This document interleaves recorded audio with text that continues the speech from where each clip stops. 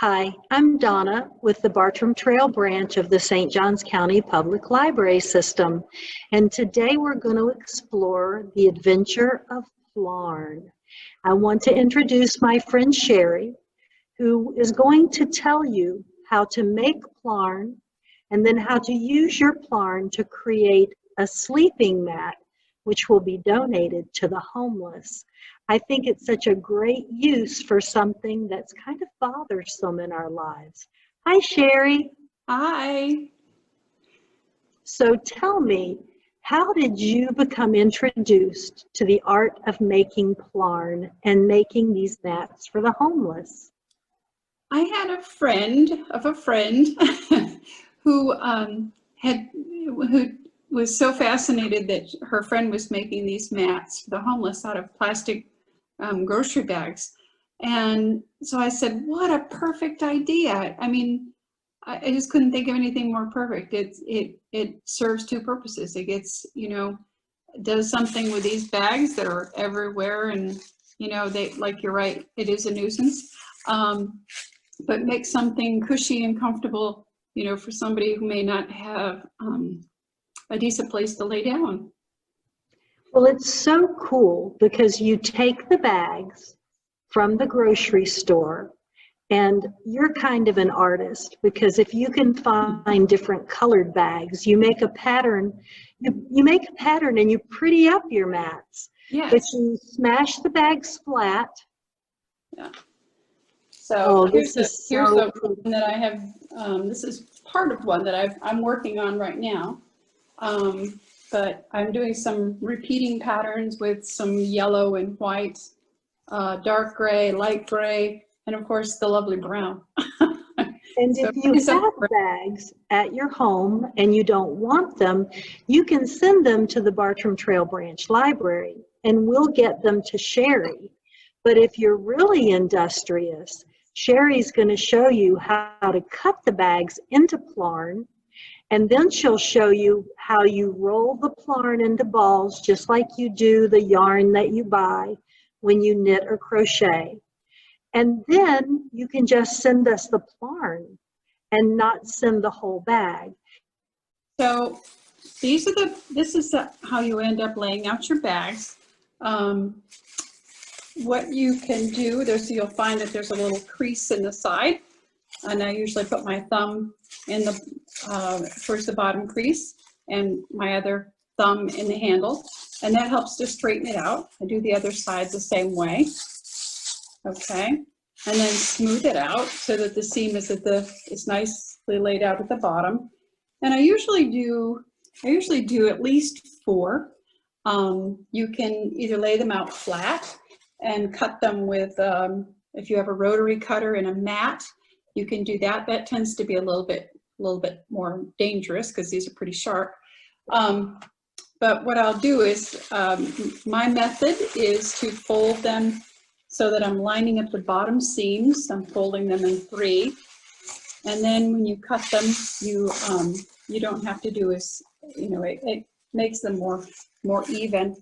The one thing that you want to make sure that you do is that when you cut them, you get rid of these little, where they connect them, these little flaps that are on there. So when I fold them in thirds, like so, I can see the bottom seam really well, as well as the handles.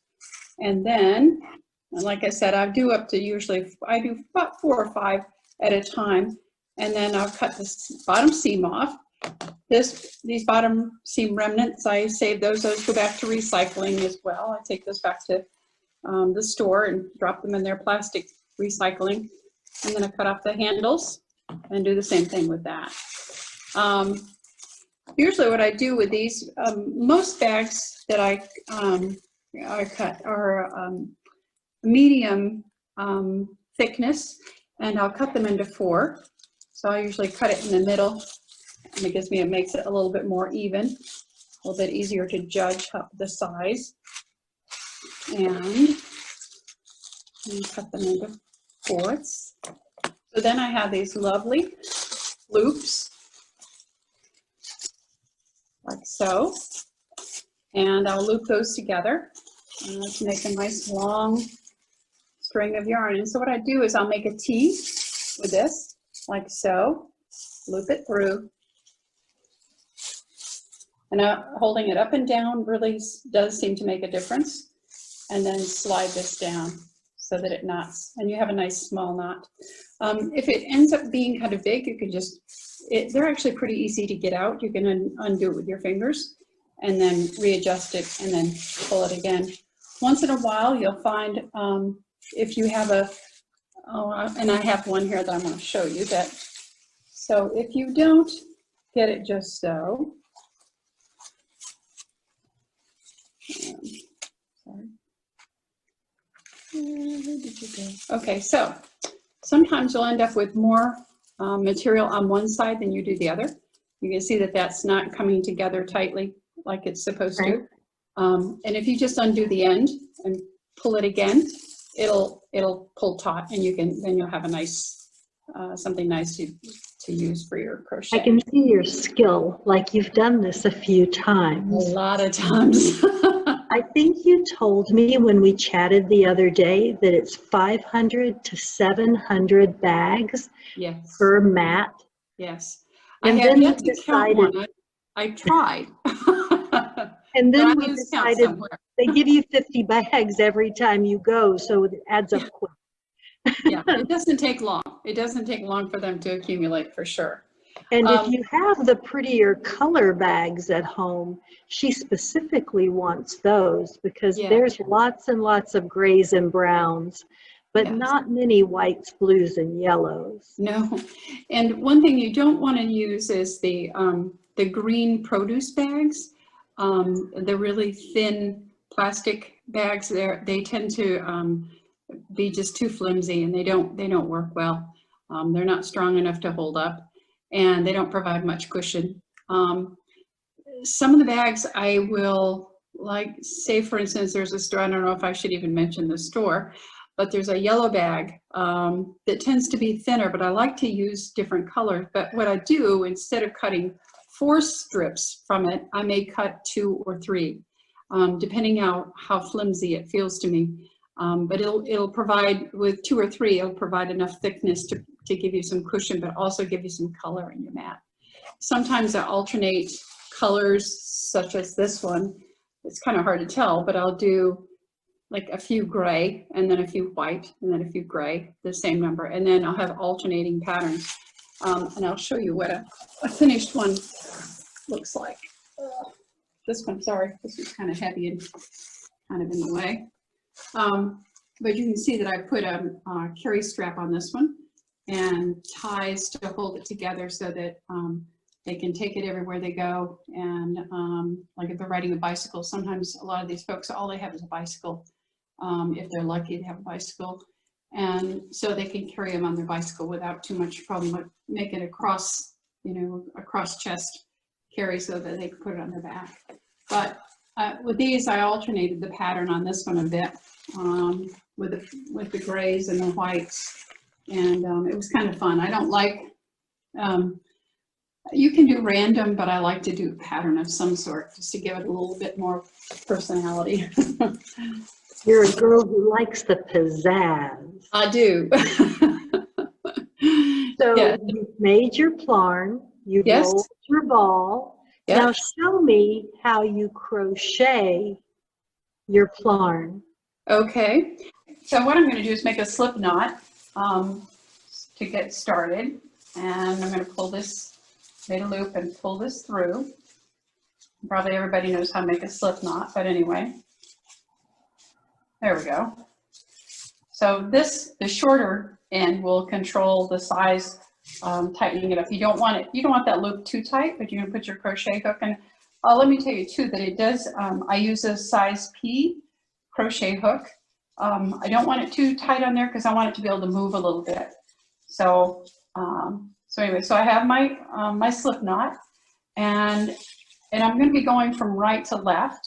So what I'm going to do is I'm going to bring the Plarn around the back and over, and then what I'm going to do is I'm going to pull that, I'm going to turn my hook down to catch it and bring it through that hole. So I'm going to make this kind of loose, particularly in the first row. I'm just going to be chaining And if you don't make it loose, you'll be regretting it on the next row. So anyway, so the next thing I'm going to do is I'm going to bring it over again, bring it over the back. I'm going to hook it with my hook, turn it so that it catches to bring it through the last loop that I did. And I'm bringing out a little bit of extra so that it's kind of loose. You can see, so that it doesn't bring it too tight. So I'm going to do the same thing again. I'm just going to keep doing this until I get to the end. And what I do is I make these 3.5 feet to 4 feet wide by 6 lengthwise. That makes it big enough. They're big enough for, you know, should be big enough for whatever size the person needs. And also works, you know, sometimes if there's a little extra, they can use it to cover up. It's actually quite warm.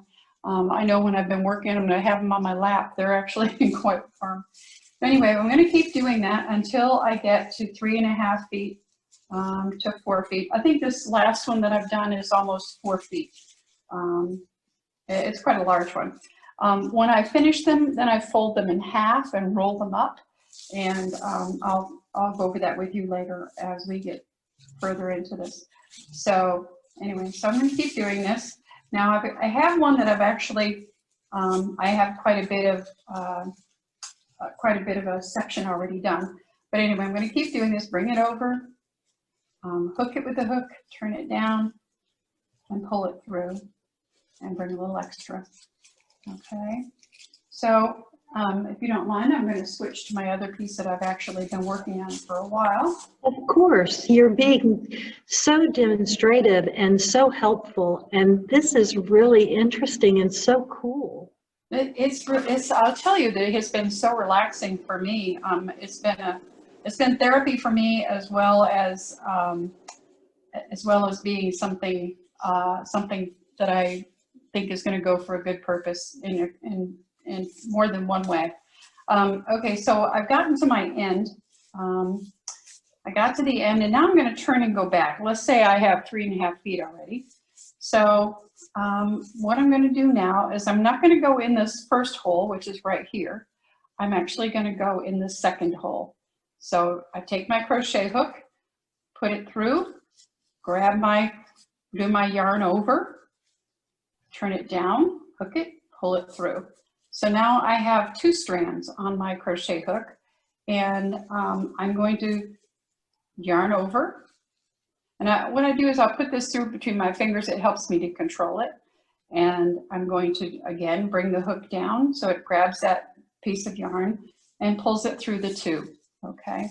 Anytime that I have 1 on my hook, I know that I'm gonna have to go through my chain to get my material to bring it back through. Okay, so I'm not gonna use this hole because I've already used that one for that. So I'm gonna go to the next one. Sometimes it may be a little bit hard to find where your hole is, but it helps to flatten it out, to put it on a surface so you can see where your next, where the next hole is. And I always, when I put it through, I make sure that I have 2 of these, 2 of my pieces of yarn on the top. So right now I'm going right through here, okay? And yarn over, turn it, and pull it through. Come on, don't be difficult. There we go. Sometimes the knots will get in the way a little bit, but just, you know, be patient, work with them, they'll come through. So now I have 2 pieces of yarn on my crochet hook. So what I'm going to do is I'm going to yarn over, and I'm going to pull this through the 2. And it helps to bring your crochet hook, the tip of it, down, and sometimes tipping it like so will help you to get that yarn through. Okay, so then I have 1 on there, so I always know that if I've got 1 on there, I'm going to actually be going through the next hole. So I'm looking at this is going to be my next hole. Keeping the 2 pieces on top. Okay, yarn over and pull through. My cat would like to also help you, so he's going to be noisy. Oh, well, our babies are, you know, he likes so to be fun. He likes to be part of it. Okay. So, and then when I get to the end, let me see. there are ways to go to get to the end, but I'll just keep doing this for a minute or two. Okay, yarn over through the 2 and through the next hole, yarn over and pull it through. Now I have 2. How long does it take you to make one of your creations? You know, I've never sat down and made one and kept track of the time. I started doing this, I think it was in May, possibly May, that I started doing this. And I've done, let's see, this is my 4th, this one's my 4th one that I'm working on. I'm about 3/4 of the way finished with it. And I will, when we get these done, I was just talking to the lady that was doing this, that kind of got me started, was doing it with the St. Vincent de Paul Society. And they take them down to St. Augustine, and they also provide a meal for the homeless down there and hand these out. I was just talking to her today. We are going to go down after the holidays and deliver them. She's been working on them too, and I have a couple of other friends that I've recruited, and so hopefully we'll have, you know, several to take. They go very quickly. This recording will gather a few more volunteers. I hope so. There's a group that does get together or did get together before COVID started, and we're putting them together. So anyway, they had to disband after after COVID, but hopefully we'll be able to take them down and deliver them somewhere where they'll be able to get use out of them. It sounds like a really rewarding day. Yeah, particularly with it getting colder, and yeah, and I imagine that I would imagine that there are probably more homeless now than there have ever been. So anyway, so I don't know how many rows. I keep thinking I'm going to count them, but I never quite get that far. I'll do it for a while. Example, I would like to take a moment now while you're doing this. I found these great written instructions online, and I want to share those. Okay. If someone would like to have these instructions, I would be happy to print them and make them available. It's basically what you told us. Of course, you have been doing this for a long time, not necessarily Plarn, but you're very crafty. Yeah. So what you can do is, feel your bags so you know that some are thicker and some are thinner, and then the colors. But I'd be happy to print this and make it available to anyone who would need it. You could just stop by. Yeah, and I'd be happy to answer questions if I can. Like I said, this is my first ever crocheting attempt. I was so excited. The first, when you first look at this does not look like much, but they all start this way. The first 2 rows are the most challenging. After that, you begin to get a rhythm. And I think these first 2 rows, because it likes to curl a little bit, and you'll need to stretch it out some. But once you get going, it'll start to have a smoother pattern once you get a few rows in. But the first 2 rows are always a little bit more challenging. The beginnings of everything are always harder. Yeah, and you'll think that you think you haven't got it, and then after if you keep going, after you've done the first couple rows, you're like, oh yeah, okay, this is beginning to look like a mat. Oh, I can crochet. Well, that is really such a cool use for those pesky bags that we always end up with so many of. Okay, please like, share, or comment on our webpage for the St. Johns County Public Library System. And it's been nice meeting you all today. And I hope that I get some happy map makers. We sure could use you. I know that there's some other folks that would really appreciate them. So that, and we'll get rid of some bags. Well, Sherry, if our viewers will just like, share, and comment, or they can contact me at the Bartram Trail branch of the St. Johns County Public Library System, and we will put you in touch with Sherry. This is the very basics of making a mat. Sherry has more advanced things like putting the handles and the tie straps on, but we felt like that this was enough of a taste for you to see if you're interested in helping with this generous program.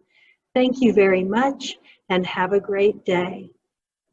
Thank you. Bye. Thank you so much, Sherry.